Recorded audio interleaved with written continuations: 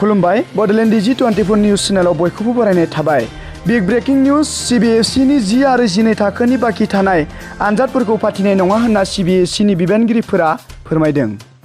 कर'ना भाइरासनि गाग्लोबनायनि थाखाय बे थिरांथाखौ CBSEआ लादों होननानै बुंदों। उदालगुरि जिल्लानि मानगोनां DC प्रकाश रन्जननि देहायाव कभिड पजिटिभ मोननाय जादों होननानै मिथिनो मोन्दों। CBSEनि 10 आरो 12 थाखोनि बाखि थानाय आनजादफोरखौ फाथिनाय नङा होनना CBSEनि बिबानगिरिफोरा फोरमायदों।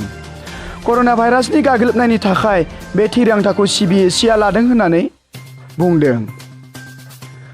उदालगुरि जिल्लानि मानगोनां DC प्रकाश रन्जननि देहायाव कभिड पजिटिभ मोननाय जादों होननानै मिथिनो मोन्दों। बिग ब्रेकिं निउज CBSEनि 10 आरो 12 थाखोनि बाखि थानाय आनजादफोरखौ फाथिनाय नङा होनना CBSEनि बिबानगिरिफोरा फोरमायदों।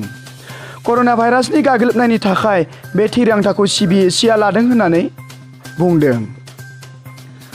उदालगुरि जिल्लानि मानगोनां DC प्रकाश रन्जननि देहायाव कभिड पजिटिभ मोननाय जादों होननानै मिथिनो मोन्दों। CBSEनि 10 आरो 12 थाखोनि बाखि थानाय आनजादफोरखौ फाथिनाय नङा होनना CBSEनि बिबानगिरिफोरा फोरमायदों। कर'ना भाइरासनि गाग्लोबनायनि थाखाय बे थिरांथाखौ CBSEआ लादों होननानै बुंदों।